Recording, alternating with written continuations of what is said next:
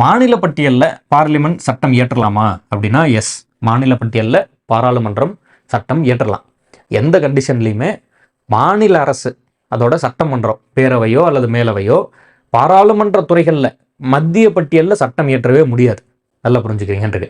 ஆனால் பார்லிமெண்ட் சில ஸ்பெஷல் கண்டிஷன்ஸில் மாநிலங்களவையின் அதிகாரத்துக்குள்ள மாநிலங்களவையோட அந்த மாநில பட்டியலில் இருக்கக்கூடிய துறைகளின் மீது சட்டம் இயற்றலாம். என்னென்ன கண்டிஷன்ஸ்? நம்பர் 1, ஃபர்ஸ்ட் வந்து மாநிலங்களவை ராஜ்யசபால ஒரு ஸ்பெஷல் தீர்மானம் கொண்டு வந்து அவங்க வந்து என்ன பண்ணலாம் அப்படின்ட்டுனா சட்டம் இயற்றலாம். ரொம்ப சிம்பிளா, தமிழ்நாடு காவல்துறை வந்து இப்போ மாநில பட்டியலில் இருக்கு.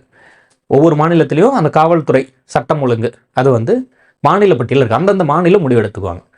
இப்போ அதன் மீது அந்த மாநிலம் முடிவெடுக்கக்கூடிய ஒரு விஷயத்துல மத்திய அரசு தலையிட்டு சட்டம் இயற்றலாமா அப்படின்னா இயற்றலாம். எப்போ ராஜ்யசபாவில் அந்த தீர்மானம் நிறைவேற்றப்பட்டா அவங்க வந்து தலையிட்டு அந்த மாதிரி சட்டம் இயற்றலாம்.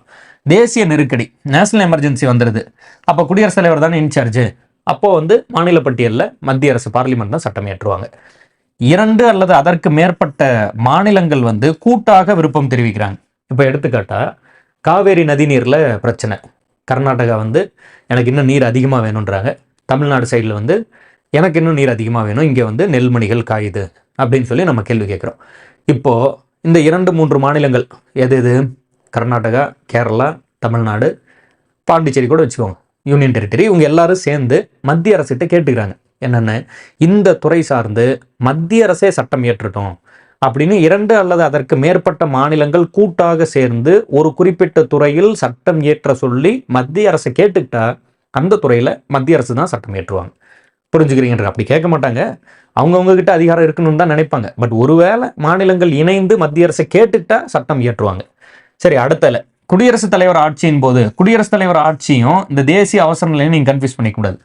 இந்தியா முழுவதும் கொண்டு வரலாம் அல்லது ஒரு சில குறிப்பிட்ட இடத்துல கூட கொண்டு வரலாம்.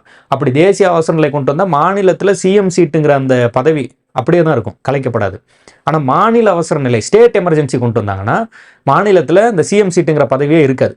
கம்ப்ளீட்டாக எல்லாத்தையும் அந்த எக்ஸிக்யூட்டிவ் எல்லாம் அடிச்சுட்டு, எக்ஸிக்யூட்டிவ்னா அந்த அமைச்சர்கள் எல்லாத்தையும் கலைச்சிட்டு மொத்த எக்ஸிக்யூட்டிவ் அதிகாரிகள் இருப்பாங்கல்ல அவங்களோட இன்சார்ஜை ஆளுநர் எடுத்துக்குவார். ஆளுநர் வந்து பிரசிடென்ட்டுக்கு ரிப்போர்ட் பண்ணுவார். மாநில அவசர நிலை கொண்டு வரும்போது குடியரசுத் தலைவரோட ஆட்சி இருக்கும்ல, அந்த பிரசிடென்ட்ஸ் ரூல் அப்படின்னு படிப்போம். அந்த கண்டிஷன்ஸ்லேயும் யார் தான் அந்த மாநில பட்டியலில் உள்ள துறைகளில் சட்டம் ஏற்றுவாங்க? பாராளுமன்றம் தான் சட்டம் ஏற்றும். அதுபோல் சர்வதேச ஒப்பந்தங்களை நிறைவேற்றுவதற்காக இப்போ யூஎன் கூட இந்திய அரசு வந்து ஒரு ஒப்பந்தம் போட்டுக்கிறாங்கன்னு வச்சுக்கோங்க. ஏதாவது ஒரு